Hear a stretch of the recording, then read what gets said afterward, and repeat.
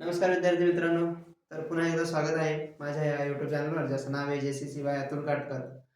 तर मित्रांनो, आपण मागील लेक्चरमध्ये या चॅनलवर मागील लेक्चरमध्ये दोन टॉपिक बघितले. त्याच्यामध्ये आपण कंचे भागव्यव आणि दशांश अपूर्णांकाचा भागाकार कसा करायचा हे बघितलं. तर आजच्या या लेक्चरमध्ये आपण इंग्लिश ग्रामरमधील एक महत्त्वाचा टॉपिक म्हणजे टेन्स. तर आपण टेन्स शिकणार आहोत. तर टेन्स हा आपल्या शालेय जीवनासाठी तर महत्त्वाचा आहे. सोबत पुढे चालून ज्या कॉम्पिटिटिव्ह एक्झाम्स असतील त्यांच्यासाठीही महत्त्वाचा आहे. तर चला मग आज आपण टेन्स पाहूया. तर टेन्स टेन्स म्हणजे मराठीमध्ये ज्याला आपण काळ म्हणतो. तर टेन्स काय आहे? तर टेन्स म्हणजे असे काही सेंटेन्सेस की ज्यांच्यामध्ये जी ॲक्शन झालेली आहे ती कधी झालेली आहे. एखादी घटना ती कधी घडलेली आहे. आज घडली किंवा काल किंवा उद्या घडणार आहे किंवा थोड्या वेळा अगोदर घडली किंवा थोड्या वेळानंतर घडली. तर हे सांगणं म्हणजे ही केव्हा घडली हे सांगणं म्हणजे टेन्स असणार आहे. तर त्या टेन्सचे मुख्य 3 प्रकार आहेत. तर ते म्हणजे एक आजचा काळ, कालचा काळ आणि एक येणारा काळ मीन्स उद्याचा काळ. तर आजचा काळाचा विचार केला तर आजच्या काळाला आपण म्हणणार आहे प्रेझेंट टेन्स. पहिला प्रकार आहे प्रेझेंट टेन्स मीन्स आताचा काळ. त्याला मराठीमध्ये म्हणतात वर्तमान काळ.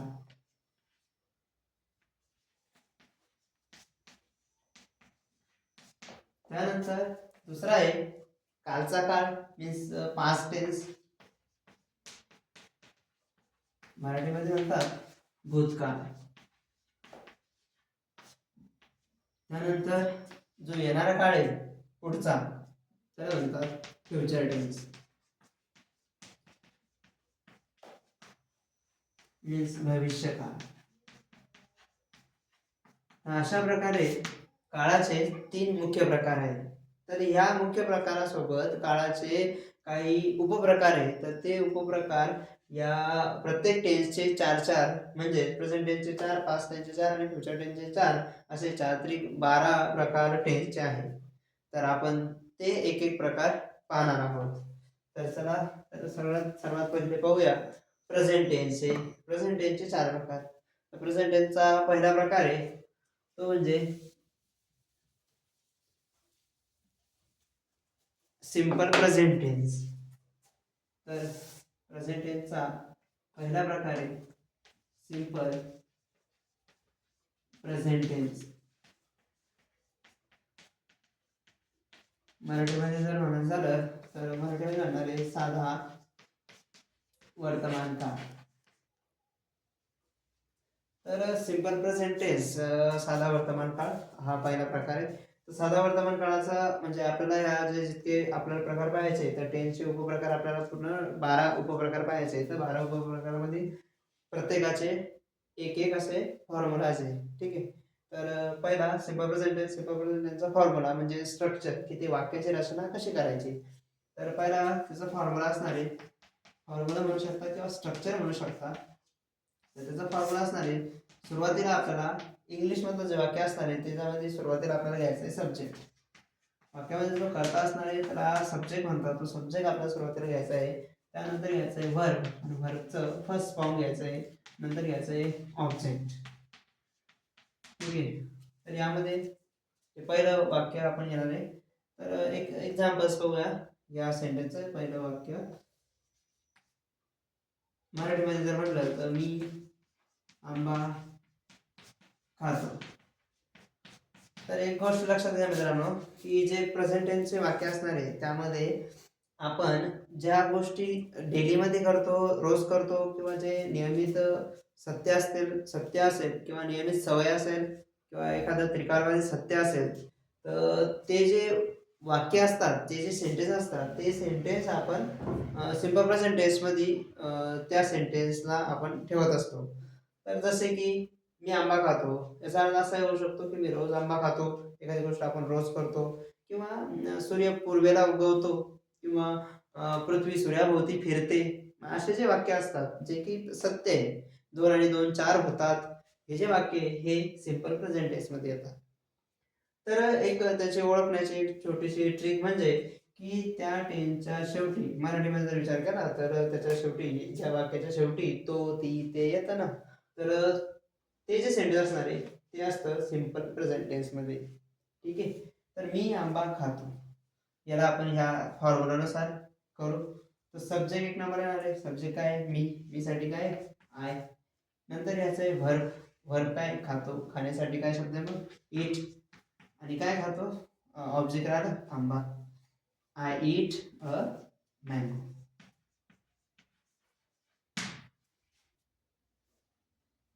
तर आता हे झालं मी आंबा खातो सिंपल प्रेझेंट टेन्समध्ये वाक्य. तर इथं जर समजा सब्जेक्टनुसार आपल्याला इथं व्हर्ब चेंज करावं लागत असतं मित्रांनो. तर पहा, जर सब्जेक्टमध्ये जर सिंग्युलर सब्जेक्ट असेल तर आपल्याला व्हर्ब पण सिंग्युलर घ्यावं लागतं.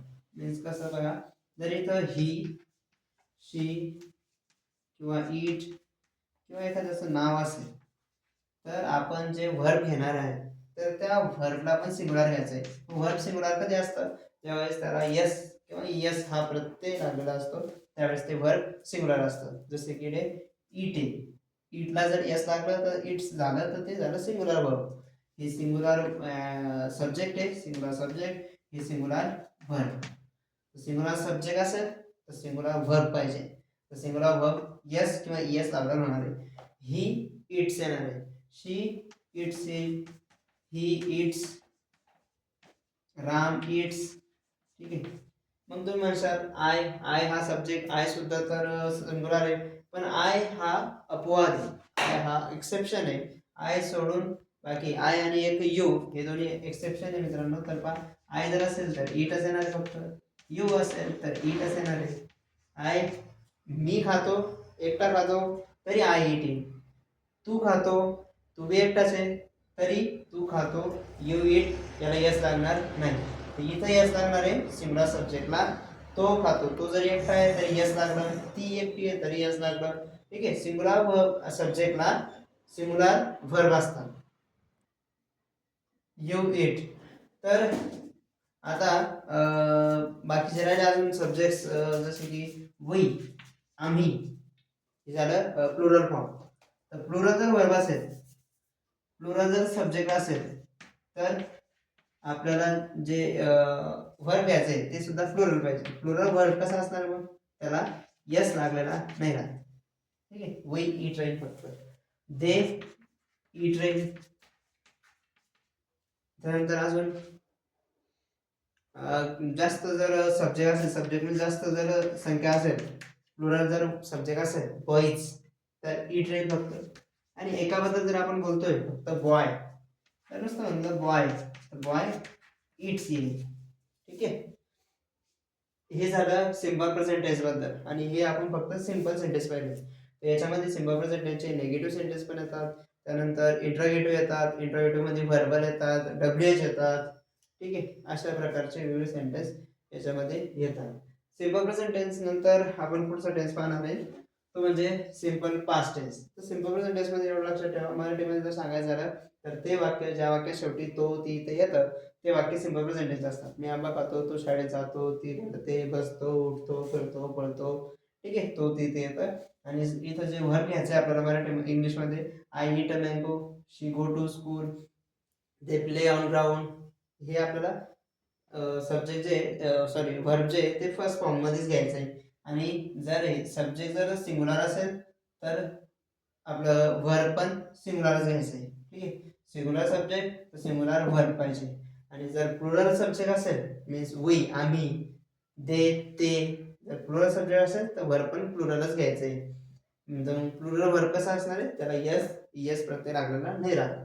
आय आणि यू हे दोन्ही एक्सेप्शन आहे. आय इटच असतं, यू इट असतं, हे एक्सेप्शन आहे. जरी एकटा असला तरी इटच असणार आहे, त्याला यस किंवा यस नाही लागणार. ठीक आहे. तर चला आता पुढचा टेन्स पाहू, तो म्हणजे simple past tense. Simple past टेन्सचा पण आपल्याला अशाच प्रकारे फॉर्म्युला लक्षात ठेवायचा आहे. तर पहा, सिंपल पास्ट टेन्स मराठीमध्ये म्हणणार याला साधा भूतकाळ. साधा भूतकाळाचा फॉर्म्युला जर म्हणला तर तो बनतो पहा, सुरुवातीला येतं सब्जेक्ट प्लस वर्बचं सेकंड फॉर्म लिहायचं V2 मीन्स सिंपल पास्टचं फॉर्म लिहायचं आहे V2 वर्ब 2 नंतर लास्टला ऑब्जेक्ट. तर याचं जर एक्झाम्पल म्हणलं तर याचं एक्झाम्पल असं म्हणतं सिंपल पास्ट टेन्स मीन्स साधा भूतकाळ, अशी घटना एखादी की जी भूतकाळामध्ये झालेली असणार आहे. ठीक आहे, थोड्या वेळापूर्वी झाली अशी जर घटना असेल तर आपण ती साधा भूतकाळ झाली असं म्हणू शकतो. जसं की मी अभ्यास केला, तो शाळेत गेला, तिने जेवण केले. ठीक आहे, मी चित्रपट पाहिला, मी पुस्तक वाचले. हे जे असे सेंटेन्स आहे ज्याच्यामध्ये शेवटी ला लिहिले येत आहे ते सेंटेन्स साधा भूतकाळाचे असतात, म्हणजे सिंपल पास्ट टेन्सचे असतात. तर आपण एक सेंटेन्स घेऊ की तिने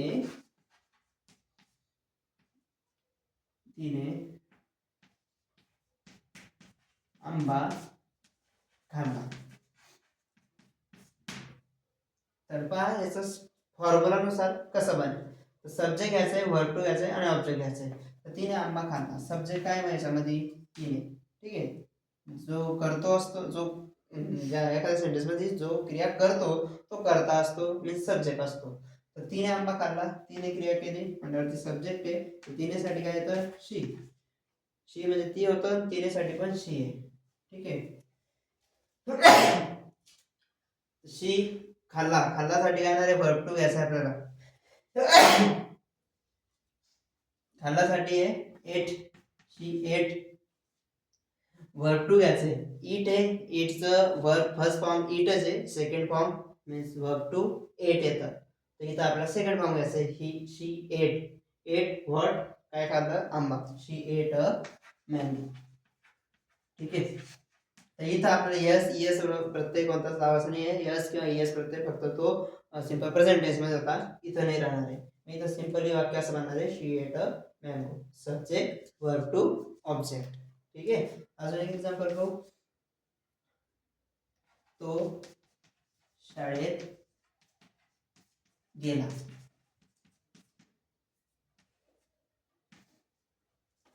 त्याचं इंग्लिश मध्ये कसं होईल बा, तो सुरुवातीला तो ही गेलासाठी काय गो, जाण्यासाठी गो आहे, गोचं सेकंड फॉर्म काय वेंट. ही वेंट कुठे गेला तर in school, went in school किंवा ही वेंट टू स्कूल. तुम्ही वेंट टू स्कूल म्हणू शकता किंवा वेंट इन स्कूल म्हणू शकता. ठीक आहे, तर त्यानंतर हे सिंपल पास्ट टेन्स झालं. सिंपल पास्ट टेन्स नंतर पुढचा टेन्स आहे simple future tense. Simple future tense पाहू मग.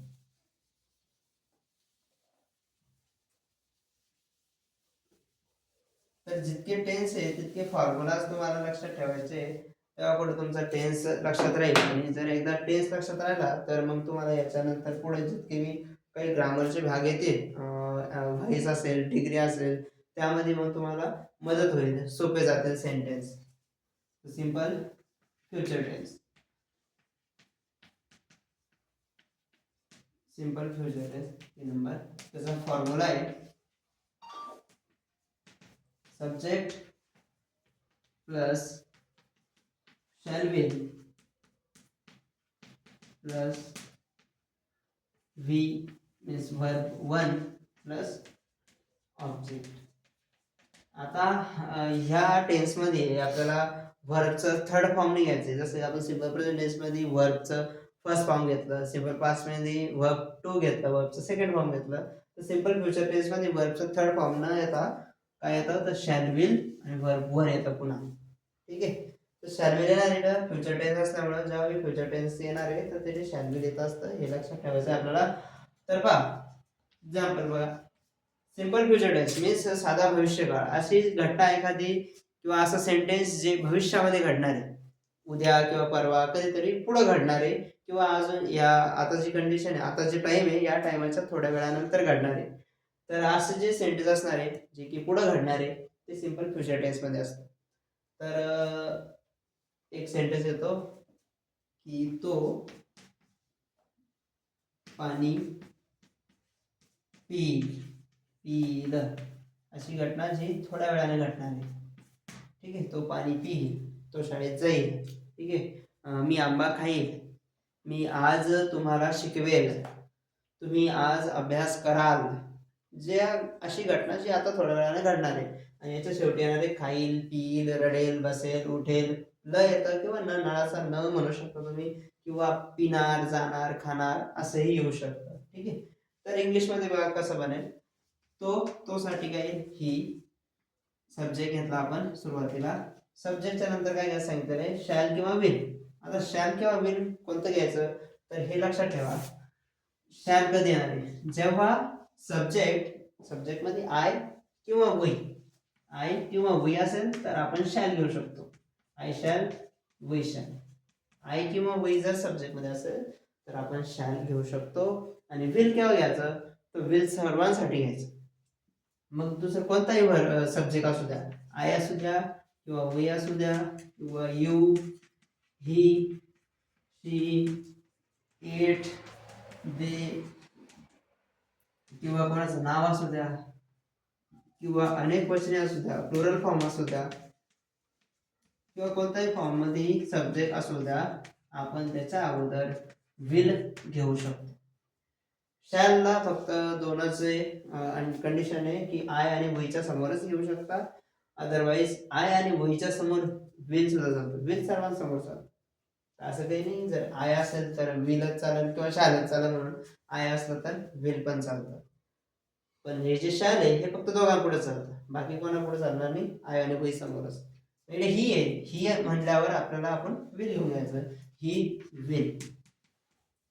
मग काय, व्हर्बचं फर्स्ट फॉर्म आहे. व्हर्ब काय, याच्यामध्ये पील, हे जे ना हे क्रियापद आहे. ठीक आहे, जी क्रिया आहे ते क्रियापद असतं, वर्ब असतं. तर पील मीन्स ड्रिंक. पिण्यासाठी काय वर्ड आहे, ड्रिंक. ही विल ड्रिंक, झालं फर्स्ट फॉर्म ड्रिंकचं ड्रिंकच आहे. आणि व्हॉट काय पिईल, तर पाणी. पाण्यासाठी काय शब्द आहे, water. He will drink water. त्यानंतर अजून एक सेंटेन्स पाहू. ते झाड